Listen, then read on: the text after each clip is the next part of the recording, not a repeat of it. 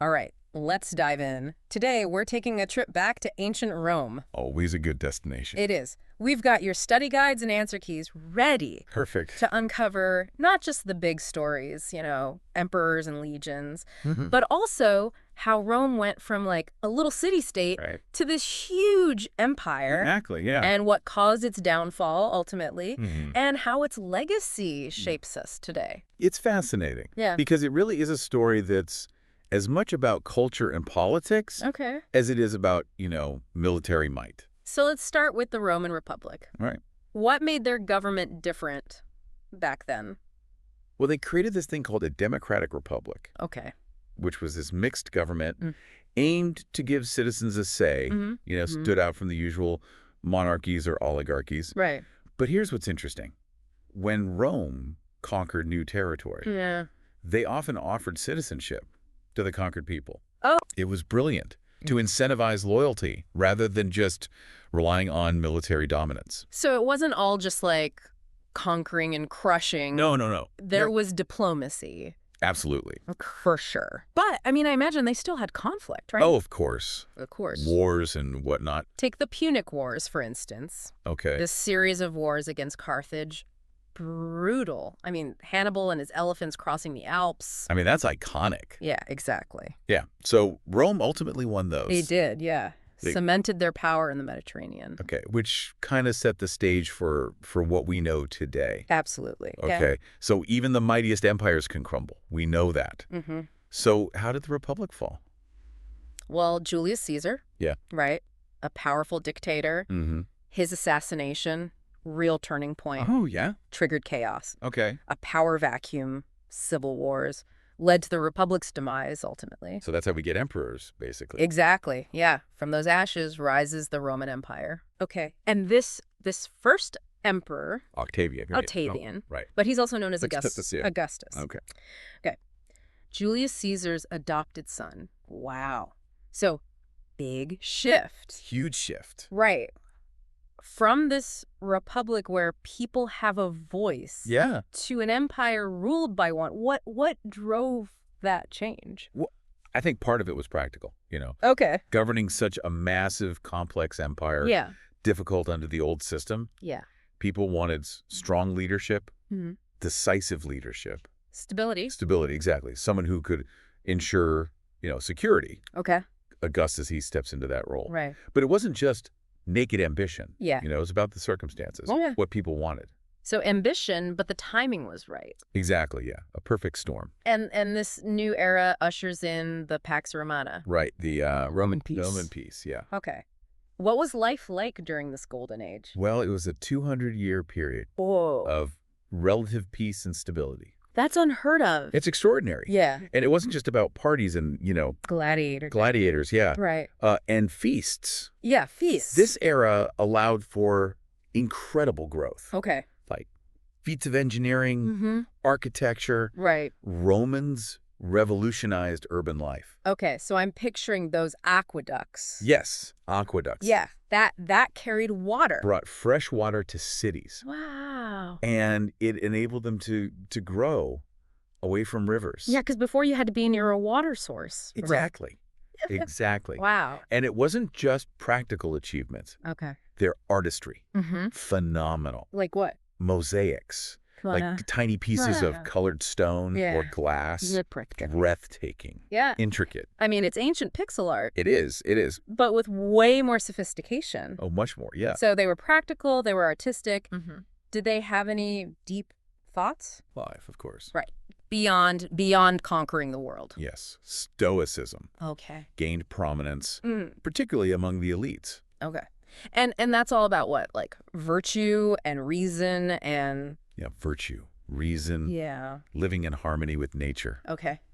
Even Emperor Marcus Aurelius wow. was a Stoic. So focusing on what you can control. Yes, exactly. Finding inner peace amidst chaos. Exactly. That's pretty popular today. Yeah, making a comeback. Yeah. Yeah. So ideas can last. Absolutely. Thousands of years. Yeah. Speaking of, let's talk about a new force that's emerging within the Roman Empire.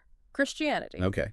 Yeah. So while Rome is at its peak, Yes. a new religion is taking root in the eastern province. Of Judea. Judea. Okay, so that's where Jesus was born. Exactly, yeah. Okay.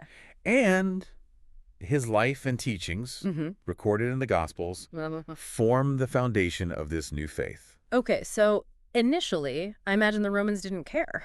They didn't. They viewed it as just another Jewish sect. Right. But that changes. Okay. Thanks to Paul of Tarsus. Oh, yeah, Paul. Yeah, Paul. He's the one who spread Christianity beyond its Jewish origins. Absolutely, absolutely. Didn't he start as, like, against it? He did. He was a persecutor of Christians. Yeah. But after a profound experience... He changed. He changes, yeah. And then becomes an advocate? Advocate, yeah. Travels throughout the Roman Empire, preaching. Building communities. Exactly. Quite a story. Quite a transformation. It really is. Yeah. So this small, persecuted sect... Right. becomes the official religion. Yes. It was a journey of resilience. Yeah. And adaptation. And with a pivotal moment being Emperor Constantine's conversion. Constantine. Yeah, in the 4th century AD. So he embraces it. Yes. And then makes it official. Becomes Rome's official religion. Wow. Interesting how going from persecutor to champion changes everything. It is, yeah. For both Christianity and Rome. Yeah, for sure. Okay, so empires don't last forever. We know this. We know that, yeah. Even those embracing new religions. So what led to Rome's decline? Well, Rome faced various pressures, both internal and external. One major issue, size. And it grew so vast. Managing it effectively became incredibly difficult. I mean, that makes sense. Yeah. Just imagine trying to communicate, transport anything across that distance. It'd take forever. So many things could go wrong. Exactly. Yeah, so it's like... And beyond the size... It's like running a giant company with outdated technology. Exactly. Yeah. But, beyond size, there were succession struggles. Okay. Power grabs, instability. So who's going to be in charge? Exactly. And then you've got corruption. Oh, yeah. Corruption's bad. It's like a termite infestation. Eating away at the foundations. So how was their economy? Did that play a role? It did. Inflation. Okay. Constant issue. Roman currency. Yeah. Less and less valuable. Oh, I see. And then unemployment. Okay. Especially in cities. Right. Became significant. Got it. And Rome's reliance on slave labor. Right. Also hindered technological innovation and economic growth. Yeah, because if you don't have to invent something. Right. Because you have cheap labor. Exactly. Necessity is the mother of invention. There you go. Yeah, you're not incentivized to invent, right? Right, yeah.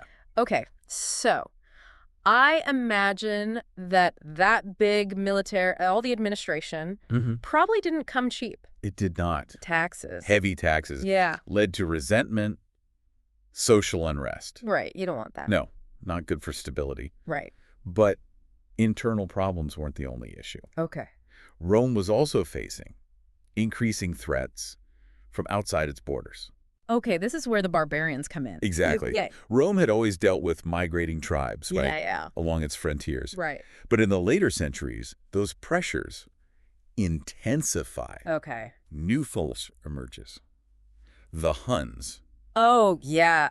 Attila. Attila, yeah. That's a name that's stuck around. It has. Yeah. Nomadic warriors from Central Asia, 4th and 5th centuries AD. Okay. They sweep in. Expert horsemen. Right. Archers. So they're pushing other tribes. Pushing other tribes westward. Yeah. Putting more and more strain on Rome's defenses. Okay, so weakened from within. Yeah. And then this tidal wave of external pressure. Not good. Not good. No. It proved too much for the Western Roman Empire. Yeah. 476 AD. Okay. The last Roman emperor in the West, Romulus Augustulus, okay, deposed by a Germanic general. Oh, wow. Marked the fall of the Western Roman Empire. 476 AD. An end of an era. Yeah. But I remember learning that the Eastern Roman Empire... continued on. It did. Centered in Constantinople. Right. That's the Byzantine Empire, right? The Byzantine Empire. Yeah. Yes. A story of survival and adaptation. Okay, so I guess we'll save that Part 2. For part 2 of our deep dive. But before we move on, what stood out to you so far? I'd love to hear your reflections. Yeah. What surprised you? Yeah. Or made you think differently about this period? Yeah, think about it. Ponder that while we take a short break. We'll pick up the story of the Byzantine Empire in part 2. So last time we left off with the fall of the Western Roman Empire. Right, in 476 AD. But as we mentioned, the story doesn't end there. Oh, no. Let's head east. Eastward, yeah. To the Byzantine Empire. Yeah, the eastern half. The half that survived. For centuries, yeah. Yeah, because the West fell. It's amazing. Just a testament to their resilience. Right. And adaptability. He adapted. Yeah. While the West crumbles, the East, centered in Constantinople, flourishes. Okay, so picture bustling trade routes. Yes. Vibrant culture. Yeah. And architectural marvels. Oh, yeah. Think Hagia Sophia. Hagia Sophia. Yes. Okay, that's that incredible domed church. That's the one. Right, a symbol of their power and artistry. It is, yeah. What made this period so unique? Well, the Hagia Sophia is a perfect example of their architectural genius. Yeah. But there's so much more. Okay. The empire had a golden age under Emperor Justinian and Empress Theodora. Okay, Justinian and Theodora, a power couple. Yes. Like the Beyonce and Jay-Z of Byzantium. Maybe. So what made them noteworthy? Well, Justinian, ambitious, big building projects, tried to reconquer lost territories. Right. Theodora was a force in her own right, too. Okay. Shrewd advisor, champion for social justice. Wow. Together, they shaped this Byzantine culture. Okay, so while the West is in turmoil, the East is thriving. Exactly. Okay, so eventually, Christianity experiences a split. Yeah. The Great Schism. Right. How did Christianity, this unifying force, become divided? Well, the Great Schism of 1054 officially splits Christianity, two branches. Okay. The Roman Catholic Church in the West. Right. And the Eastern Orthodox Church in the East. Oh, okay. It was centuries of simmering tensions. Wow. And disagreements. What were they disagreeing about? Well, the authority of the Pope was a major one. So the Roman Catholic Church. Yes, they asserted the Pope's supremacy. Right, because he's the Bishop of Rome. Exactly, he's the Bishop of Rome. Okay. The Eastern Orthodox Church, not having it. Okay. Rejected papal authority. Okay, so power struggles. Definitely played a role. Yeah. There were also theological disagreements about the Holy Spirit and other doctrines. But at its core, power. Yeah, power dynamics. So not just spiritual matter. No. It's earthly power struggles. Yeah. Okay, so we have this split. And then a new power emerges that challenges both sides. Yeah. Islam. 7th century A.D. Okay, so this was a big deal. Seismic. Changed the landscape, politically and religiously. Wow, okay. Within a century of Prophet Muhammad's death. Muslim armies had conquered vast swaths of land. Really? Oh, yeah. From Spain in the west to Persia in the east. Okay, that is quick expansion. This new force. So Islam emerges, expands rapidly, comes into conflict, yeah. With the Christian world. Were there any big clashes? Oh, absolutely. Okay. Muslim forces, they advance into Europe. Okay. They take over the Iberian Peninsula. Wow. And even threaten France. No way. Yeah. However, their advance was stopped at the Battle of Tours in 732 A.D. The Battle of Tours. That's the one. Okay, a close one. Yeah, close one. Often credited with preventing a Muslim conquest of Western Europe. Who led the Christians there? Charles Martel, Frankish leader, earned the nickname the Hammer for his decisive victory. The Hammer. I like it. Okay. So wait, his grandson is Charlemagne. Charlemagne builds this vast empire. Yeah. And is crowned Emperor of the Romans by the Pope in 800 A.D. Emperor of the Romans. Wow. It's a big title. It is. So Charlemagne's empire kind of sets the stage for the development of medieval Europe. Yes, definitely. And speaking of which, how did Christianity... Which, started as this persecuted sect become the dominant faith. It's persistence and adaptation. Despite the collapse of Roman authority in the West, Christianity, it keeps spreading through the work of missionaries and the establishment of monasteries. Okay, so those monasteries. Yes, these secluded communities dedicated to, study and prayer. Became centers of learning and faith? They did, yeah. They preserved knowledge. Okay, so that's really important. Yeah, very important. During this tumultuous time. Very tumultuous. Okay. But how did the political and social structures in medieval Europe differ from Rome? Well, medieval Europe was defined by feudalism. Okay.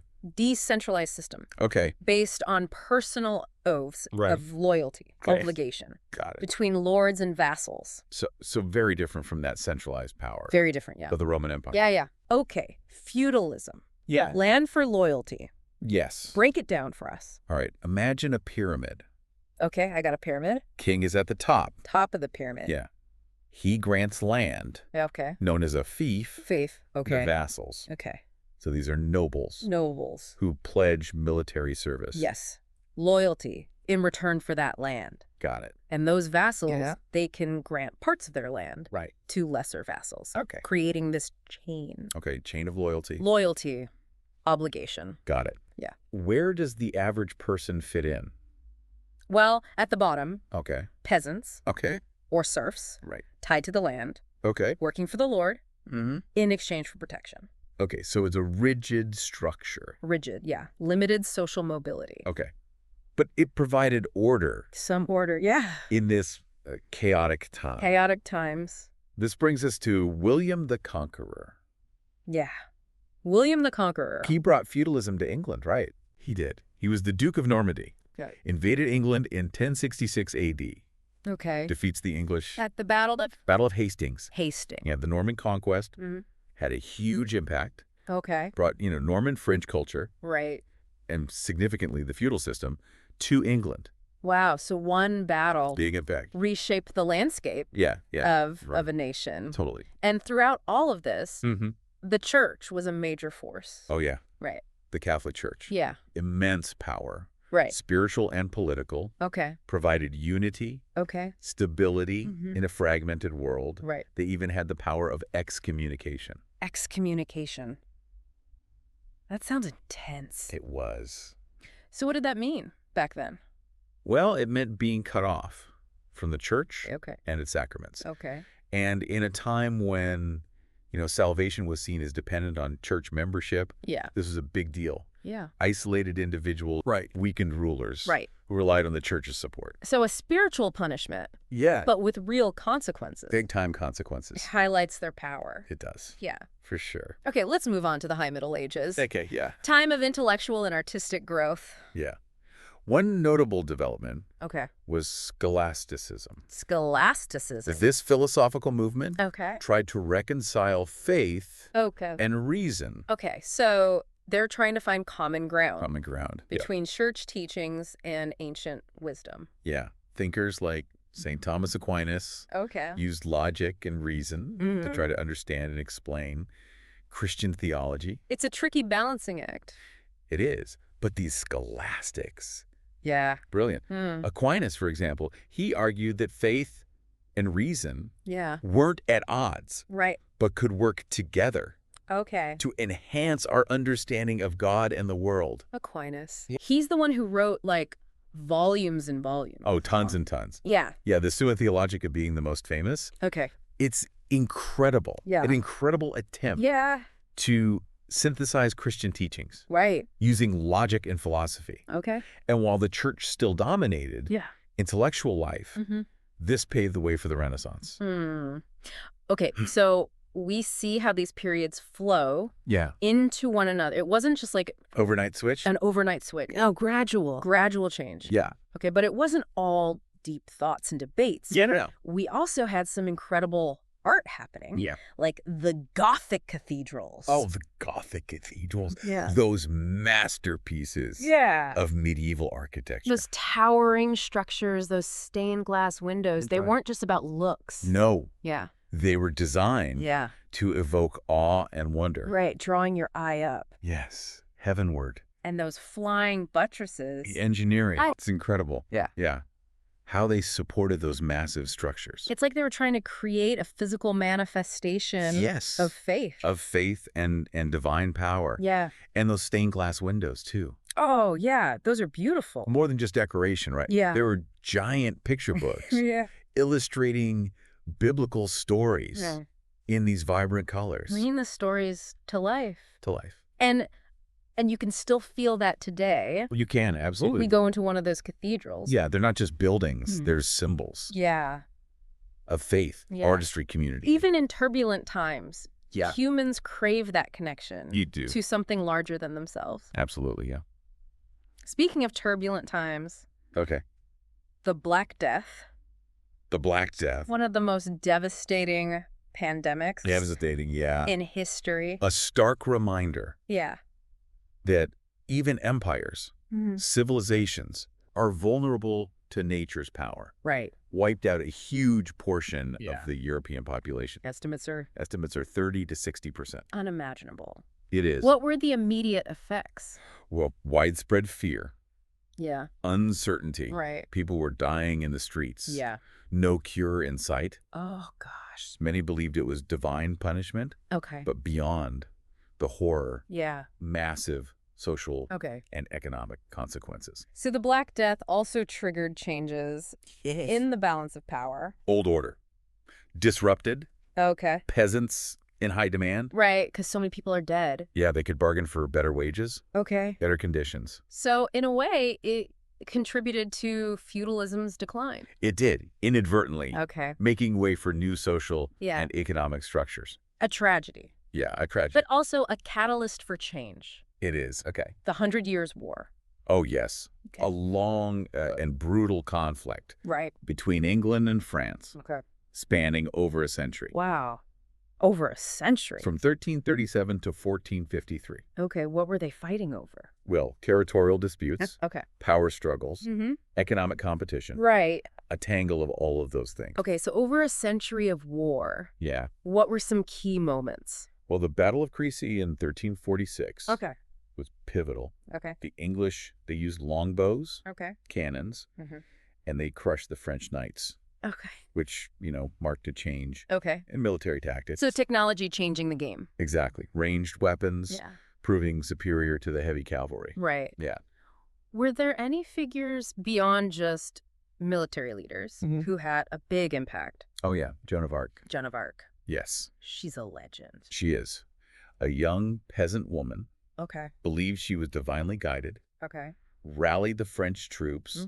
Led them to victory at Orleans. Became this symbol of French resistance. Okay. A rallying point for the whole nation. Okay, yeah. But her story doesn't end well, does it? No, it doesn't. She was captured, tried for heresy, and burned at the stake by the English. 1431. 1431, yeah. So despite her tragic end, she really inspired the French. She did. To victory. Yeah. So besides her, how did the war shape England and France? Well, the war accelerated feudalism's decline. Okay. And spurred the growth of national identities. Oh, okay. In both countries. Interesting. Yeah, and you see new military technologies. Right, like cannons. Cannons emerge. And that changed warfare forever. Forever. Yeah, exactly. It's so fascinating how a conflict that was devastating leads to changes that reshape society. Yeah, exactly. And the progress doesn't come easy. It doesn't, no. Okay. Let's go back to the Reconquista. Right, the Reconquista. That struggle between Christians and Muslims. Yes. In Spain. In Spain. So that culminated in 1492. 1492, yeah. With the fall of Granada. Granada. The last Muslim stronghold. In Spain. So the end of Muslim rule. It is. In Spain. Yeah. And a new era begins. Okay. Led by Ferdinand and Isabella. Ferdinand and Isabella? Yeah. The power couple. Another power couple. Who not only completed the Reconquista, but also financed Columbus. Yes, that's right. Quite a legacy. Those voyages. Yes, those voyages. Huge impact. Huge. Led to the European discovery. Right. And then colonization of the Americas. Right. Changing the course of world history. Forever. And complex legacy. Very complex. It's incredible how the Reconquista, this struggle in one corner of Europe, had such a huge impact. It's a reminder that seemingly isolated events are often, connected in intricate ways. Yeah, they're all intertwined. Intertwined, yeah. Okay, so that was quite a journey through the late Middle Ages. Yeah. Pandemics, wars, intellectual and religious shifts, the rise of cities, impact of the Reconquista. A lot happened. It's amazing to see how it all comes together to shape European history. Setting the stage for the Renaissance. The Renaissance, exactly. Okay, what intrigued you the most about the late Middle Ages? Oh, that's a great question. I'm eager to hear your thoughts as well. Yeah. Was it the resilience of people during the Black Death? Or the drama of the 100 Years' War? Yeah. The birth of universities? Right. Or the rise of cities? What stood out to you? Yeah, think about it. Take some time to reflect. We'll be back soon. Yes, we will. To delve into the Renaissance.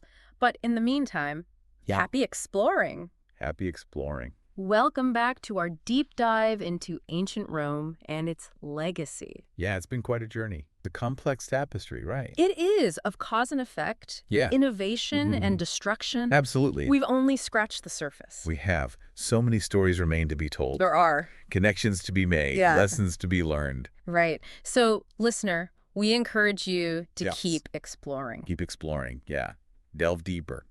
Into the topics that spark your interest. Draw your own connections. Yes, your own insights. History's a journey. It is. On discovery. The more we learn, the more we realize how much more there is to uncover. So keep exploring. Keep exploring. Keep questioning everything. Keep connecting those dots. Connect the dots. And until next time, happy learning. Happy learning.